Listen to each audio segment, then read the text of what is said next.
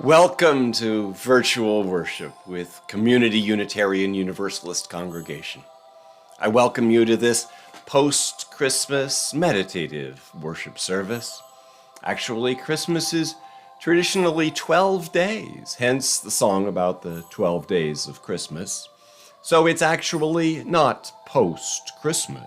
In fact, it's only the third day of Christmas, though I hope that both you and your true love will leave the poor French hens alone, as well as the turtle doves, calling birds, laying geese, swimming swans, and any partridge that might happen to be in a pear tree. I'm the Reverend Meredith Garmon, minister, coming to you from the Congregation's parsonage in White Plains. Today is the first Sunday of winter, which began precisely at 5:02 a.m. Eastern Time last Monday morning. The waxing gibbous moon will become the full cold moon on Tuesday night, December 29th. If you're new to our Zoom worship services, some things I should cover for you. If you're a first-time visitor, please do let us know by introducing yourself in the chat. The chat is also for reporting any technical issues.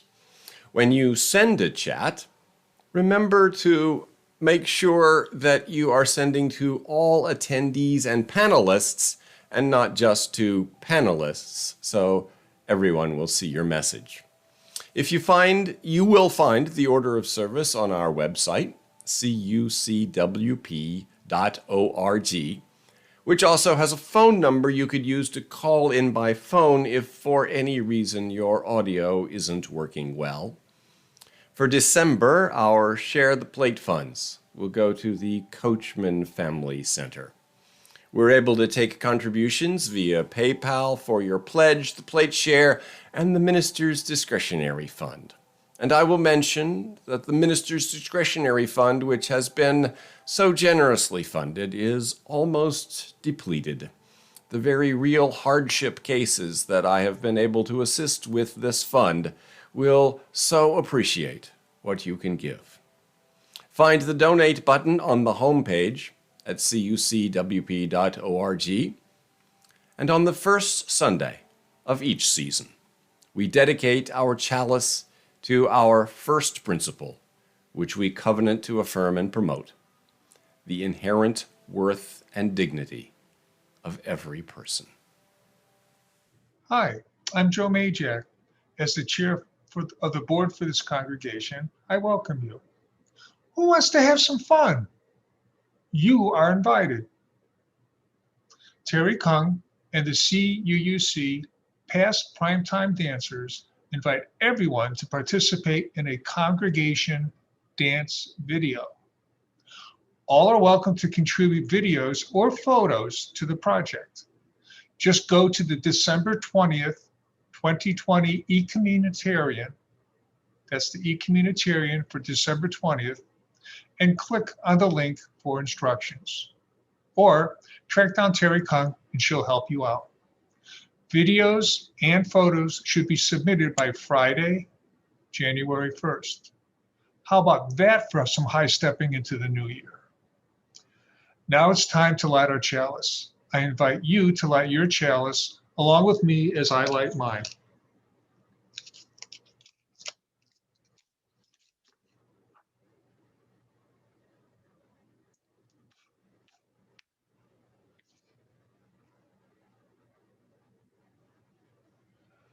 And please say along with me the words of our chalice affirmation. At times, our own light goes out and is rekindled by a spark from another person. Each of us has cause to think with deep gratitude of those who have lighted the flame within us.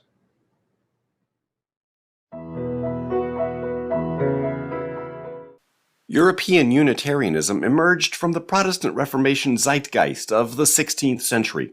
This took various forms in different regions, and all the forms had influence on the burgeoning Unitarian movement.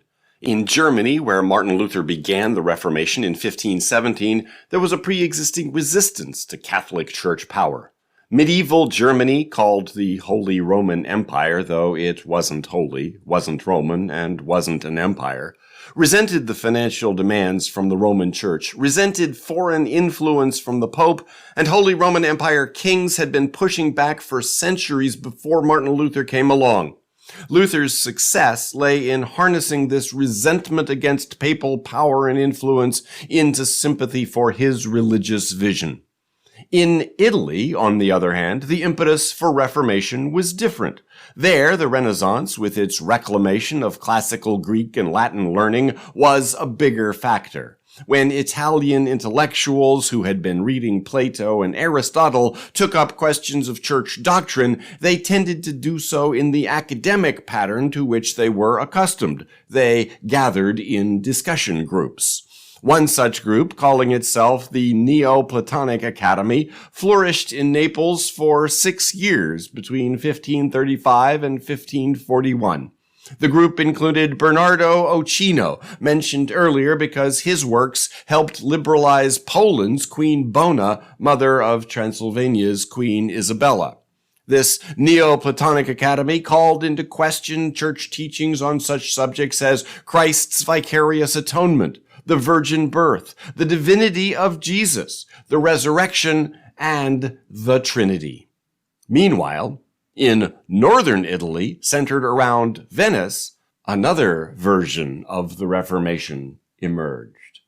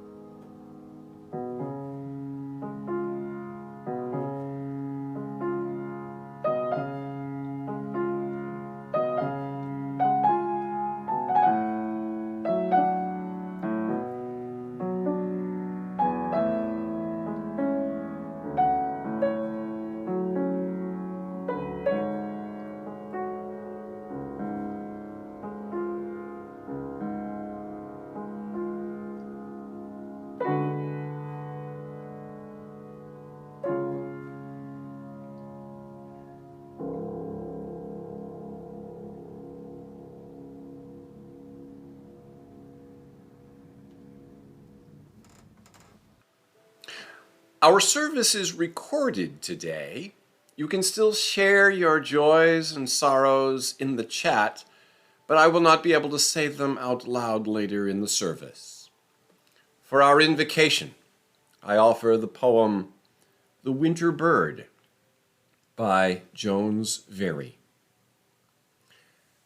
Thou sing'st alone on the bare wintry bough, as if spring with its leaves were around thee now, and its voice that was heard in the laughing rill and the breeze as it whispered o'er meadow and hill still fell on thine ear as it murmured along to join the sweet tide of thine own gushing song. Sing on, though its sweetness was lost on the blast, and the storm has not heeded thy song as it passed, yet its music awoke in a heart that was near, a thought whose remembrance will ever prove dear. Though the brook may be frozen, though silent its voice, and the gales through the meadows no longer rejoice, still I felt, as my ear caught thy glad notes of glee, that my heart in life's winter might carol like thee. Now let us sing and affirm together the aspiration from We Would Be One.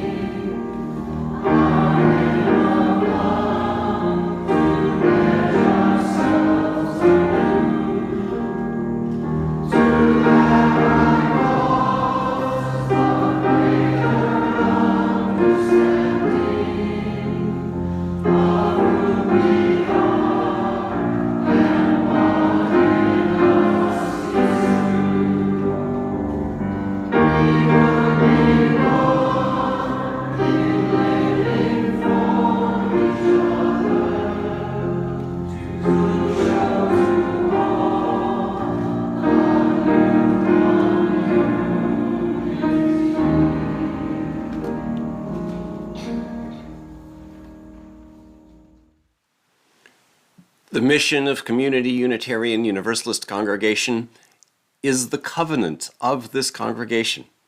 Would all the members and visitors who would like to affirm it along with me?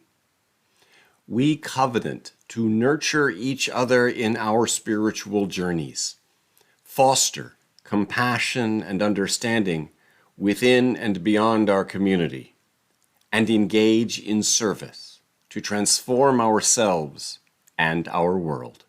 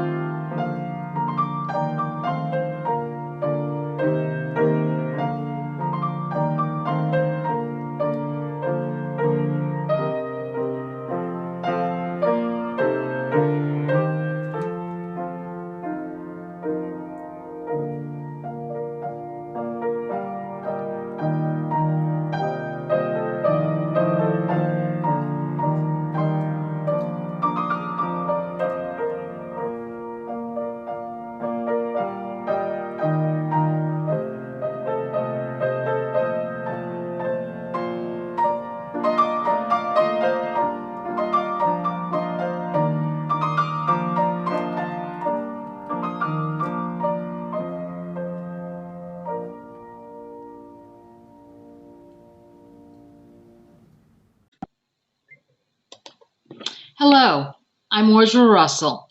I'd like to recite the eighth principle and then describe one key word or phrase.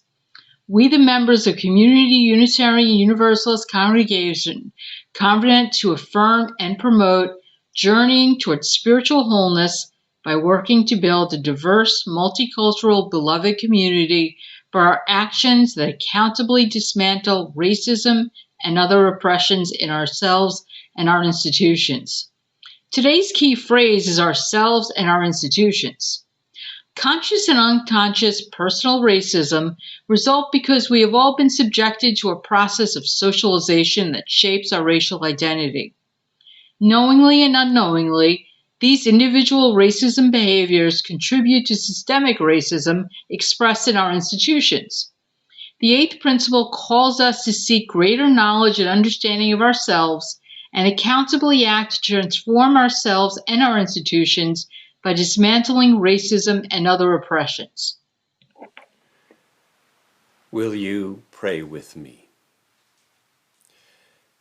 Dear spirits of a new year, of freshness, of gratitude, spirit that bids us when we are heavy and need comfort, to attend to lightening others' burdens. Dear Spirit that speaks to us, saying, when you would be comforted, then comfort others. May we attune to our own needs and answer them with self-compassion. May we love ourselves and our neighbor as ourselves. And thus may self-compassion flower into compassion for all, for others are myself, and anyone's hurt is my hurt. The world suffers this COVID-19 pandemic, which has so far taken over 1.7 million lives, and in the last week has averaged almost 12,000 more deaths a day. And for each of those deaths every day, 11 or so more die each day from other causes. Lives come to fruition or are violently ended before their time. Families and friends grieve the losses. Meanwhile, new babies are born, more than 300,000 each day. We pray that every child will grow and flourish, healthy and amidst loving care. We know too many will face abandonment, neglect, abuse. May they find enough support, enough strength to make it through, and come at last to healing and wholeness. May peace over all the earth its ancient splendors fling. We ask of ourselves the mindful intention to delight in what is good, to confront what is cruel, and to heal what is broken. We now observe 30 seconds of silence.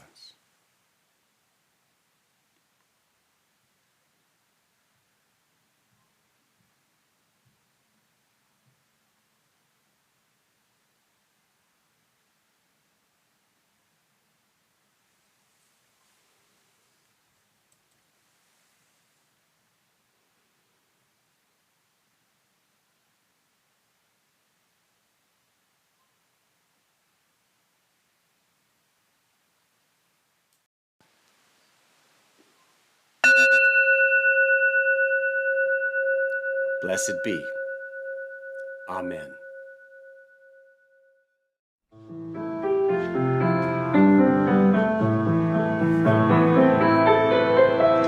Calling all you hungry hearts, everywhere through endless time. You who wander, you who thirst, I offer you this heart of mine. Calling all you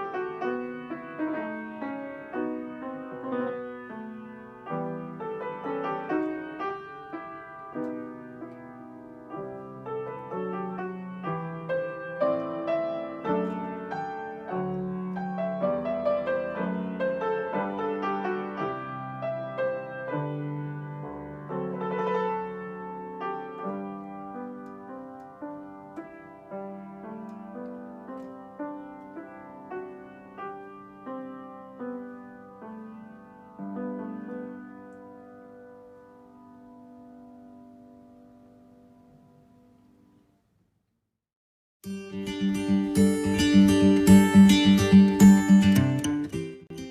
the winter, we'll be highlighting some slogans to live by. While the might be your thing practices featured in autumn might also not be your thing, these slogans are for everyone. Reminders to carry with us at all times. Little nudges that nudge us in the direction of spiritual health and fulfillment. These practices don't require setting aside a separate substantial chunk of time, but they will slow you down a bit, and that's a good thing. Resolve to get stronger at living by these maxims, day by day. Sometimes make one of them the focus of your daily journaling. This week's slogan is see the good in yourself. If you do 20 things in a day and 19 go fine, what's the one you'll think about? Probably the one that didn't go so well. Our brains have a built-in negativity bias, because it's helped our ancestors survive and reproduce if they were constantly thinking about what they could be getting wrong. So we tend to fixate on what's wrong with ourselves instead of what's right, which inhibits confidence and self-worth. These results of the negativity bias are not fair, but they sure are powerful. This slogan is a reminder to take a moment to see the good in yourself. Pick one simple good thing about yourself and explore the experience of that positive characteristic. Explore its body sensations, emotional tones, and any attitudes or viewpoints that go with it. Take a little time to register that you do indeed have this good quality. For the rest of how to effectively see the good in yourself, see the post at cucmatters.org. The link is in your eCommunitarian.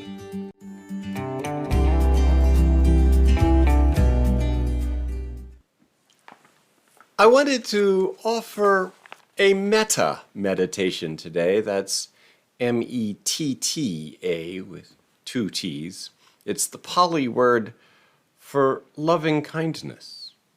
The Loving Kindness Sutra, which our Saturday Zen group recites periodically, goes like this. Wishing in gladness and in safety, may all beings be at ease. Whatever living beings there may be, whether they are weak or strong, omitting none, the great or the mighty, medium, short or tall, seen and the unseen, those living near and far away, those born and to be born, may all beings be at ease. Let none deceive another or despise any being in any state. Let none through anger or ill will wish harm upon another. Even as a mother protects with her life her child, her only child, so with a boundless heart should one cherish all living beings, radiating kindness over the entire world, spreading upward to the skies and downward to the depths, outward and unbounded, freed from hatred and ill will. Whether standing or walking, seated or lying down, free of drowsiness, one should sustain this recollection. This is the sublime abiding. By not holding to fixed views, the pure-hearted one, having clarity of vision, being freed from all sense desires, is also freed from birth and death. As a meditation, a metta-meditation begins by extending loving kindness to ourselves. May I be safe. May I have a calm, clear mind and a peaceful, loving heart.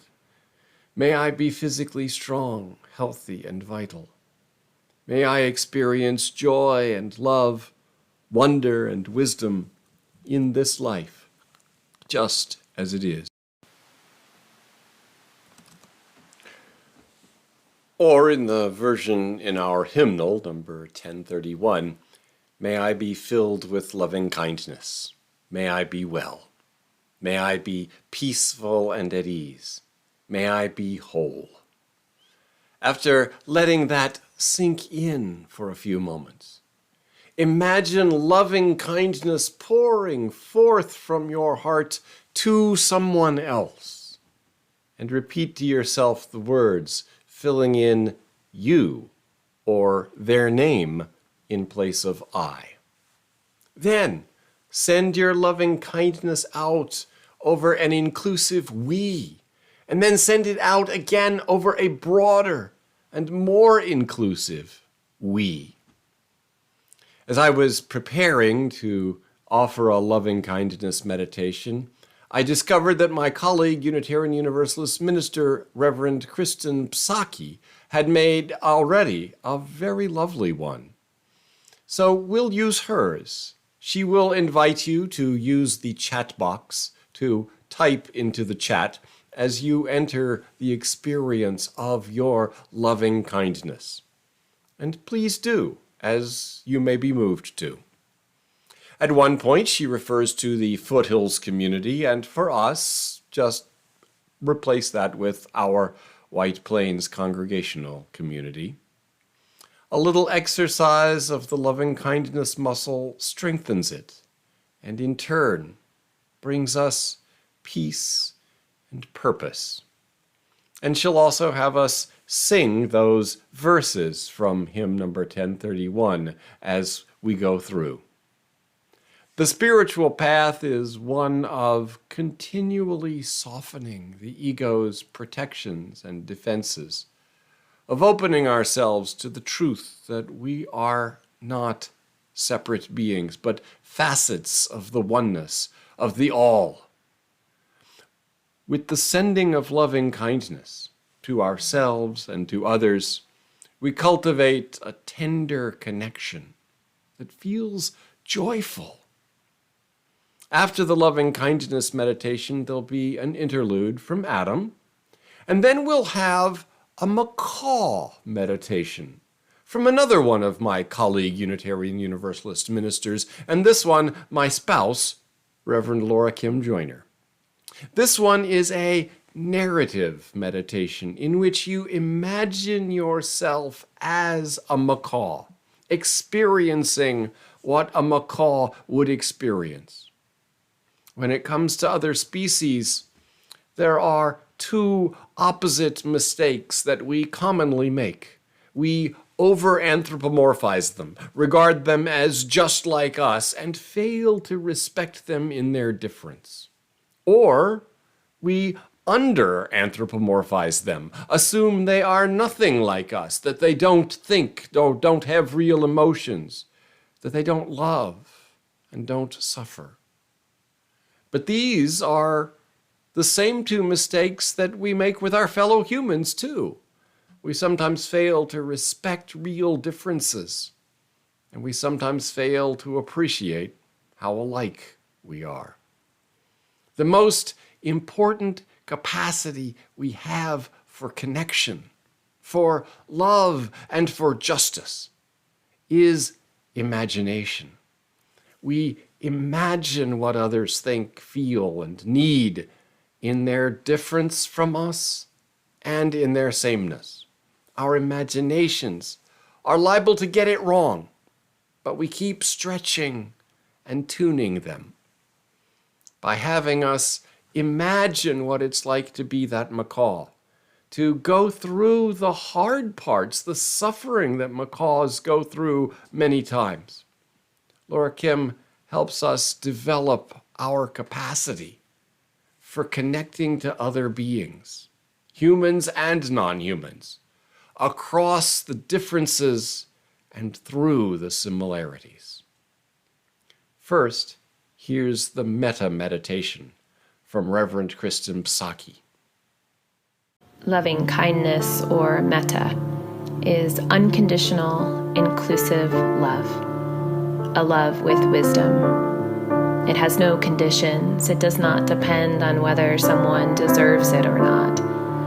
There are no expectations of anything in return. I invite you to bring your focus to your solar plexus, your chest area or heart center, breathing in and out from this area as if you're breathing from the heart. And let us sing. May I be filled with loving kindness. May I be well. May I be filled with loving kindness. May I be well. May I be peaceful and at ease. May I be whole. You might place a hand on your heart as you offer this loving kindness first to yourself, into your own life, your own body, this place where we must start. What prayers, what wishes, what kind of love do you need right now? Maybe it's a prayer for internal peace or groundedness. Maybe it's for wellness and health in your body. I invite you to share the prayer or the wish for yourself in the chat box.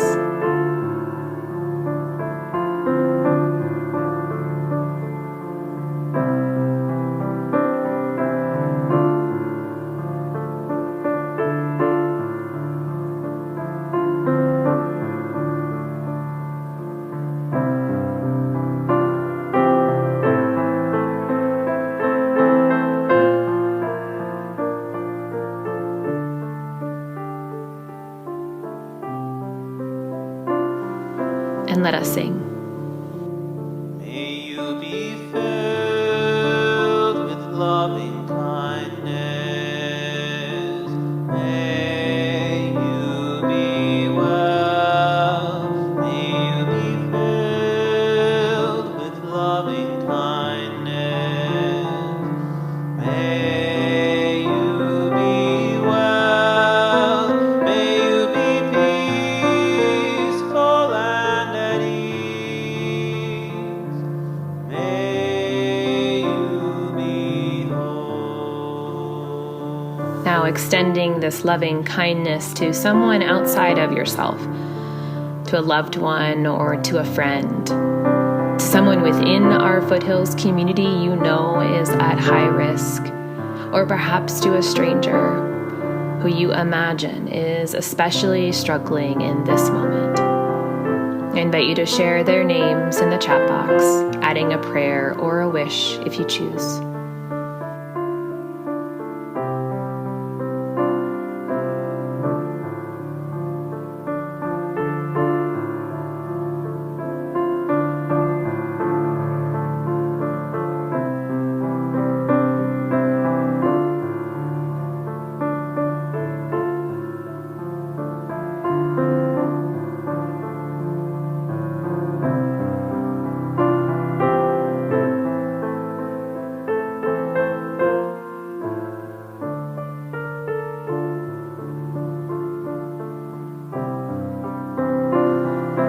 And let us sing. May we be filled with loving kindness. May we be well. May we be filled with loving kindness.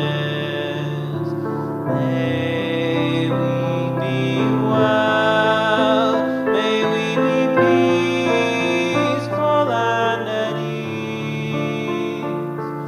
May we be whole. And finally, extending this loving kindness to all life, to this great we, to the entire web of life of which we are a part, human and more than human. I invite you to share your prayers or wishes for the collective, for the whole, for all of us and all life in the chat box.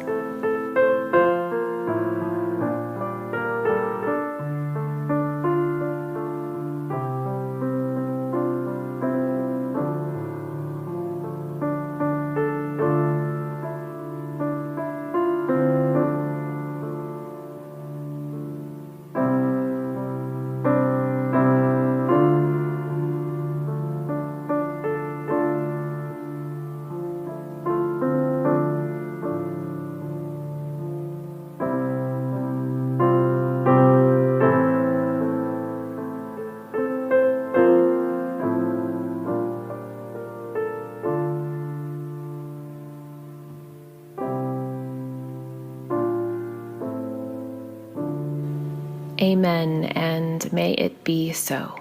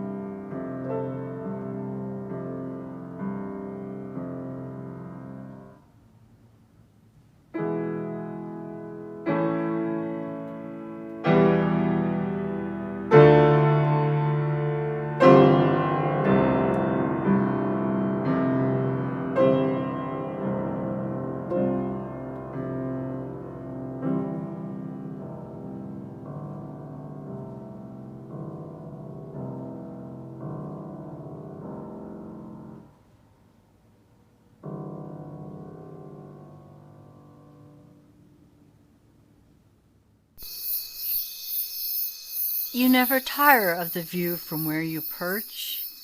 Barely tilting your head, you look up into the night sky. The streak of the Milky Way flows in the direction you will go in the early light, but that is still some hours off. You have some itch in your feathers and on your skin, but you do not reach down to preen them, for it is the quiet time, when you move as little as possible. Though you are one of the largest parrots in the world, a scarlet macaw, and not many hunters could take you without some risk to themselves, your parents taught you to be still in the night, for there are always eyes watching you, wanting you. You may not be able to see them, but they can see you. You have grown out of your chick fear at last, but it is not for yourself that you remain vigilant. It is for your mate and 2 feathering children in the cavity several feet below your night perch. You are the sole watcher in this time of nesting, when couples move away from each other to raise their young. Those you protect are counting on you to keep watch, for if danger should come, they would be trapped in their tree cavity home.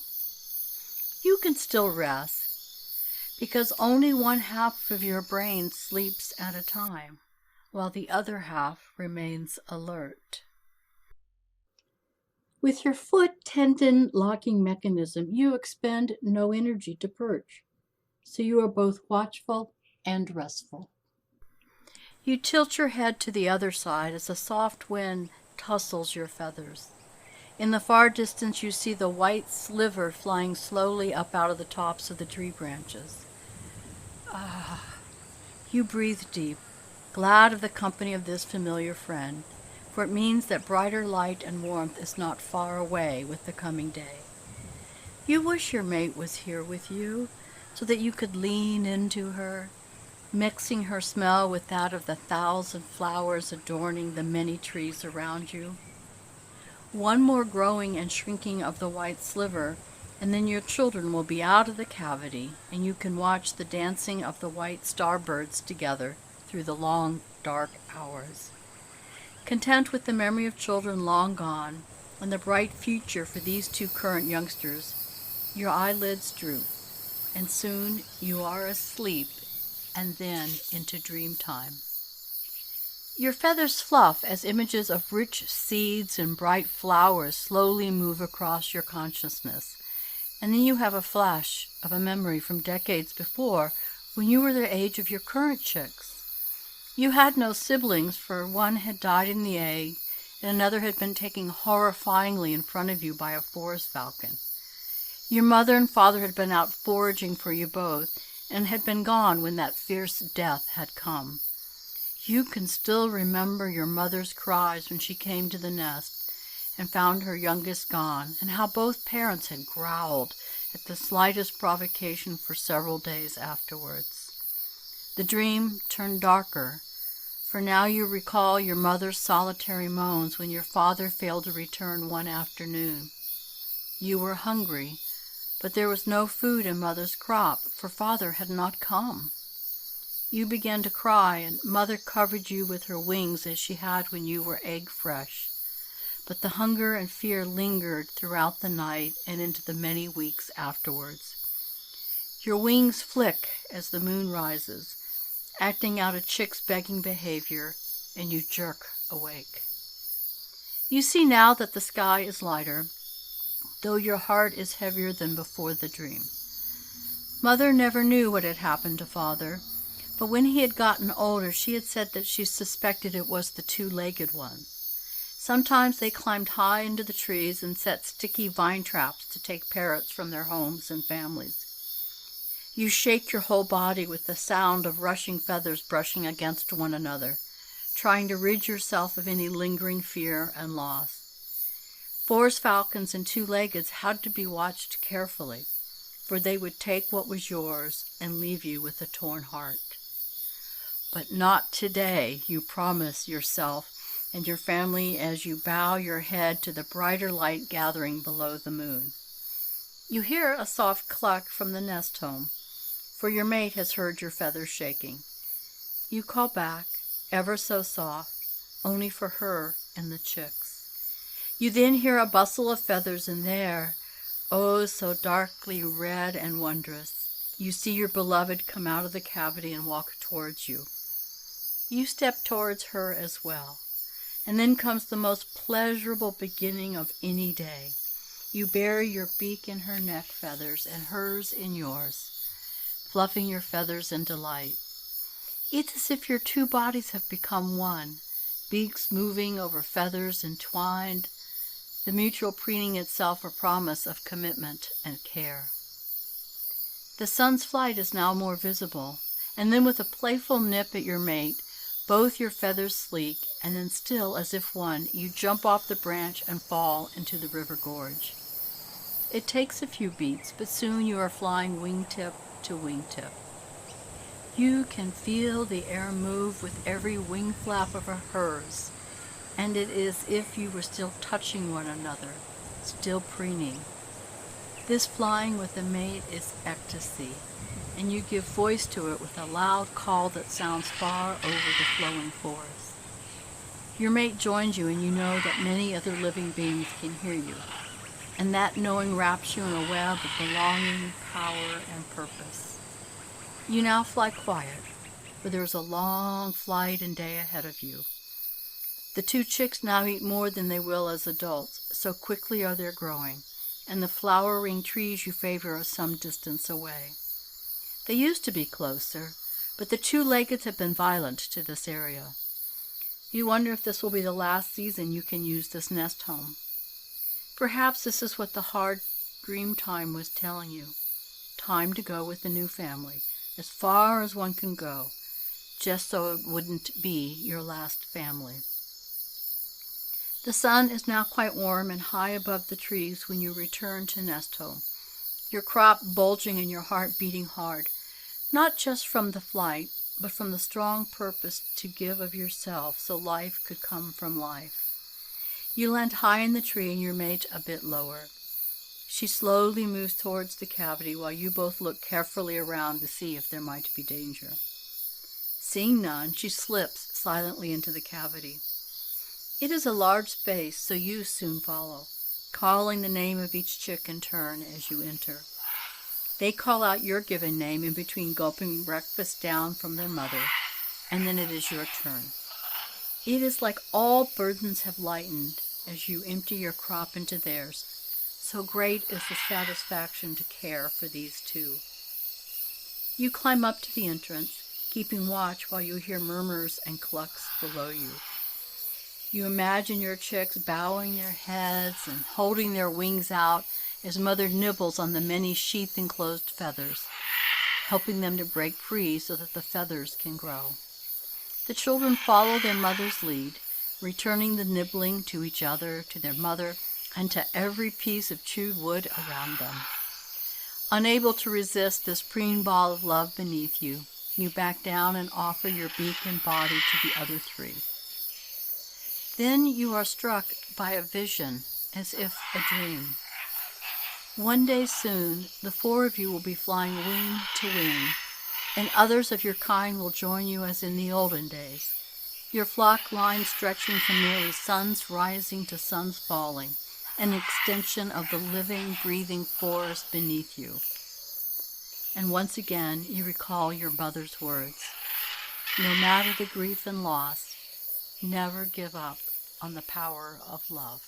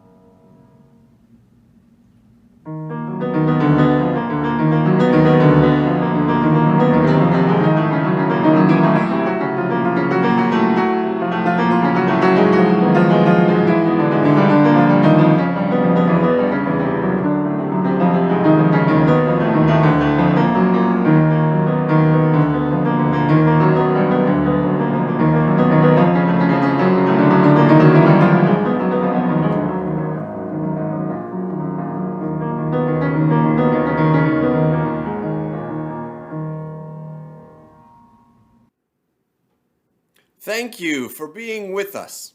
We share our gratitude for Kim Force, who produced our media for worship, Rachel Diamond, who shared the slides, Tony Arian was your Zoom host this morning, Pam Parker does an amazing job organizing our activities and communications, and thanks to Jane Dixon, who greeted you in the chat stream.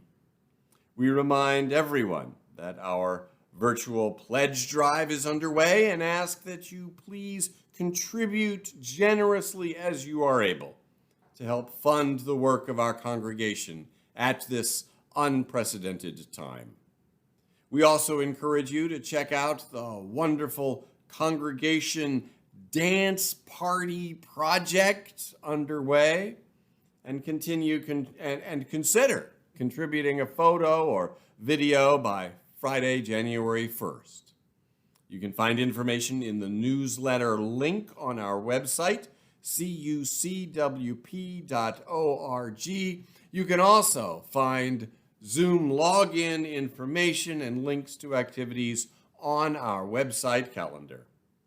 After our closing music, we invite you to leave this space and enter our coffee hour Zoom room where you can catch up and connect. Be sure to wish each other peace with the words, be safe, be well. If you're listening on your phone, please get ready to write down the numbers I will provide shortly. You'll see the Zoom logins and passcode on the screen. I'll also ask Rachel and Tony to paste the information in the chat. For those listening by phone, you can join us at a coffee hour by calling 929-436-2866. Then enter meeting ID 336-956-2210 and passcode 468468. This information is also listed on our website, CUCWP.org. Be safe, be well. And now please join Joe Majak for our chalice extinguishing words as you extinguish your chalice at home.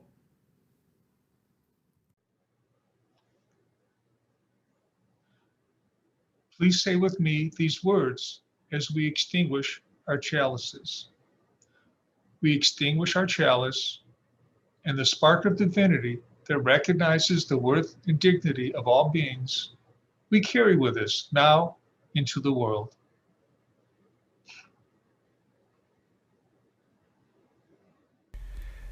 Benedictory words from Theodore Parker.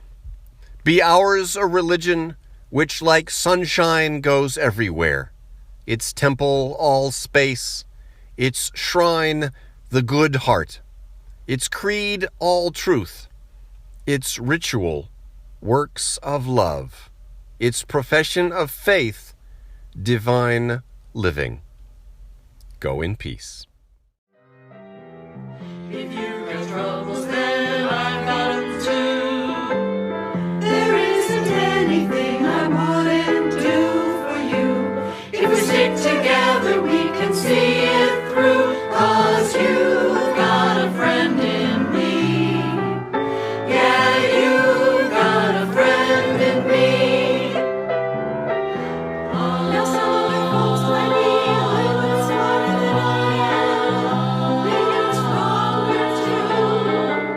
Maybe, but none of them will ever love you the way I do. Just me